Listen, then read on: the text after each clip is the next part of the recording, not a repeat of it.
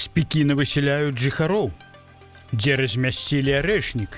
Калядны цуд. Ласось ператварыўся ў цыбулю. Улёзна-сур'ёзна траўмаваныя міліцыянты. Буйны горад застаўся без вады. Прывітанне. На канале Нехта Плюс галоўнае за дзень. Навіны па-беларуску пра нашу краіну. З Пекіна высяляюць жыхароў. Праўда, не з кітайскай сталіцы, а з гатэля Пекін у Мінску. З новага года ён прыпыняе працу прыкладна на 3 месяцы. Гасцінічны комплекс закрываюць на рэканструкцыю сістэмы пажарнай бяспекі. На час работ спыняецца не толькі пражыванне, але і праца ўсіх сэрвісаў, рэстаранаў, крам, спа і іншых аб'ектаў. На сайце гатэля інфармацыі пра закрыццё няма, але браніраванне нумароў спыненае з 1 студзеня. 1 студзеня магчымы толькі выезд гасцей, ужо з 2 студзеня засяленне немагчыма. Для беларускіх турфірм гэта стала сур'ёзнай праблемай. Закрыццё адбылося ў самы гарачы сезон, на каляды і Новы год, калі знайсці замену гатэлю ў апошні момант амаль нерэальна. Нагадаем, гатэль Пекін адкрыўся ў 2014 годзе. Гэта 5-зоркавы комплекс на 180 нумароў з кітайскім і еўрапейскім рэстаранамі, спа, фітнес-цэнтрам і канферэнц-заламі. На адкрыцці моста ў Мазыры Лукашенка марыў пра тое, як затрымаць ваду Прыпяці і не пусціць яго ў краіну. А 27 снежня Мазыр застаўся без вады. Праўда, не ўвесь горад, а яго частка. А ўсё з-за таго, што напрыканцы года нечакана прыйшла зіма.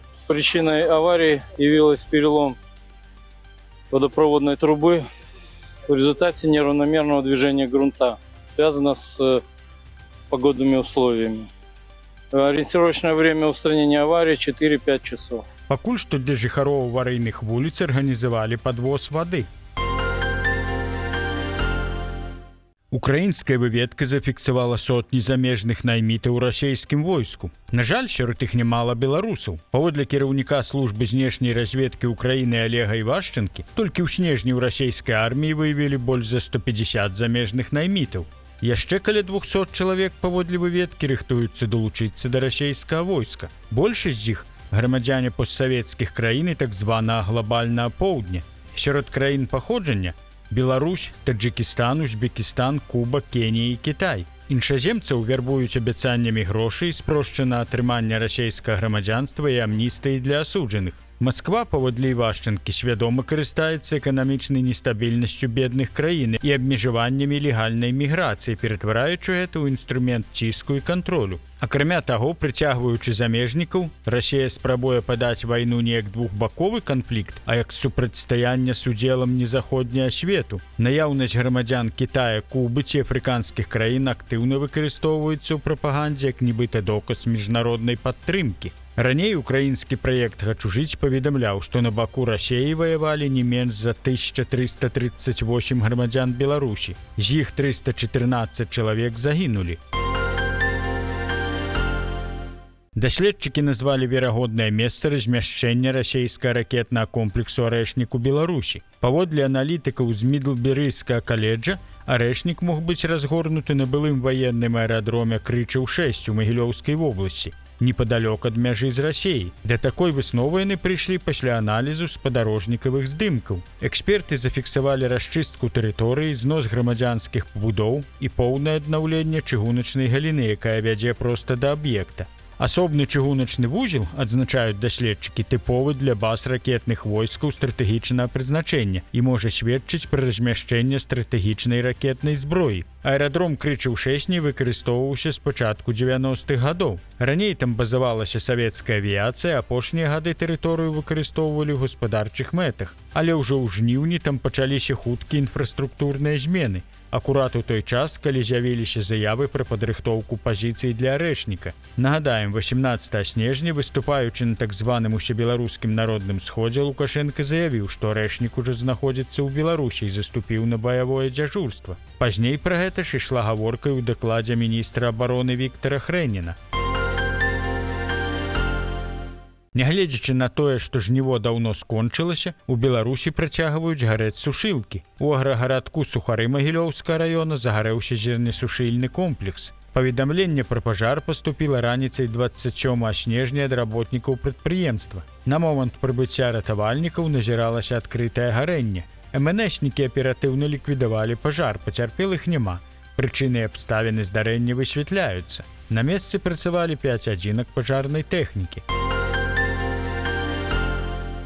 У Талачынскім раёне аўтобус Брэст-Масква зляцеў у кювет і перакуліўся. Трагедыя адбылася 27 снежня каля 2 часоў 40 хвілін ночы на трасе М1 Брэст-Мінск межа Расейскай Федэрацыі. Паводле звестак міліцыі, 43-гадовы кіроўца, які рухаўся з боку Мінска, не справіўся з кіраваннем, аўтобус з'ехаў у правы кювет і перакуліўся. У салоне знаходзіліся 2 кіроўцы і 12 пасажыраў. У выніку дарожна-транспартнага здарэння загінула 53-гадовая жанчына. Яшчэ 6 чалавек атрымалі траўмы і былі шпіталізаваныя. На месцы працавалі супрацоўнікі ДАІ, МНС, медыкі і следча-аператыўная група. Да месца аварыі накіравалі брыгады інтэнсіўнай тэрапіі, рэанімацыйныя і фельчарскія экіпажы хуткай дапамогі. 13 пацярпелых даставілі ў Талачынскую райбальніцу і Іршанскую гарадскую бальніцу нумар 1. Частку пацыентаў пасля агляду адпусцілі на амбулаторнае лячэнне. Астатнія застаюцца ў шпіталях. 4 ў хірургічным аддзяленні, 5 ў траўматалогіі, 1 чалавек у рэанімацыі. Медыкі фіксуюць траўмы рознай ступені цяжкасці. Сярод пацярпелых 5 грамадзян Расіі. Сітуацыя знаходзіцца на кантролі Міністэрства аховы здароўя. Ласось вырашыў прабрацца праз мяжу пад выглядам цыбулі, але не пракаціла. У Смаленскай вобласці Расіі мытнікі перахапілі амаль 12 тонн рыбнай прадукцыю, якую везлі з Беларусі пад выглядам замарожанай нарэзанай цыбулі. Грузавік спынілі ў Кардымаўскім раёне.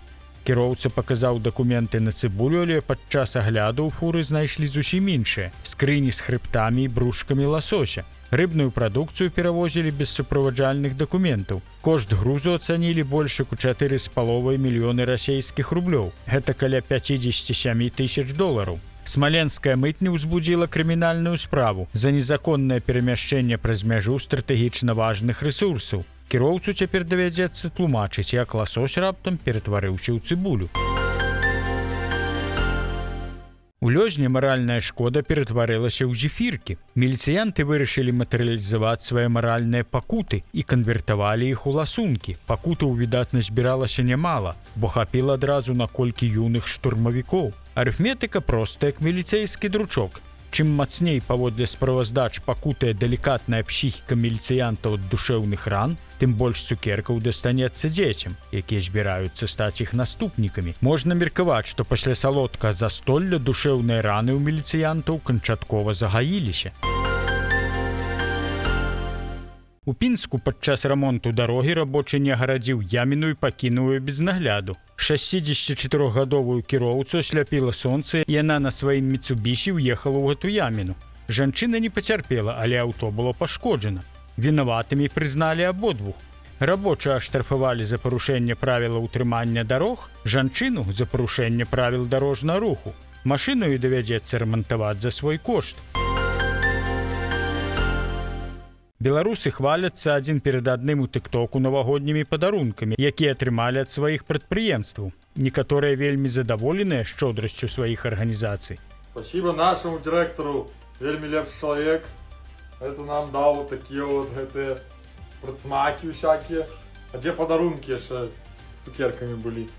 Ну это мясо, поляньте, колбасы, поляньте. Это кетчуп, сыра, поляньте, два этих. Ну это нам с жонкой дали двоим. Вот, 2 шампанских. А некаторыя не вельмі, асабліва работнікі некалі знакамітага калгаса «Рассвет». Кукуруза, горошек, томат, 2 колбасы, 2 сыра, масло, ну и конфеты. Вот и все. Самый богатый колхоз в Беларуси. Нам тоже дали. Что мы не люди? А вы пишите, оцените и пишите много или мало, или может можно было и меньше. Тут, як кажуть, Дед Мороз принес подарки, кому чо, кому ничего. Ой, сколько конфетов, целый стол. Обалдеть. Все шоколадные, нету ни одной сосательной конфеты. А вось збеглыя змагары нават смактулек не атрымалі. Таму яны і давяцца ад зайздрасці, лічыць Грыша Азаронак. Але Грыша можа не перажываць. Свята ў нас будзе. І куды лепшае, чым ён жадае. А паколькі это апошні ў гэтым годзе выпуск навін на беларускай мове, то жадаем усім вам шчасліва сустрэць Новы год І хай новы год прынясе ўсім нам толькі добрыя навіны. На сёння ў нас усе навіны. Дзякуй за вашу актыўнасць. Гэта для нас вельмі важна. Калі вы ў бяспецы, падзяліцеся гэтым відэа, раскажыце сябрам, пастаўце падабайку, напішыце каментар. Да сустрэчы. І жыве Беларусь!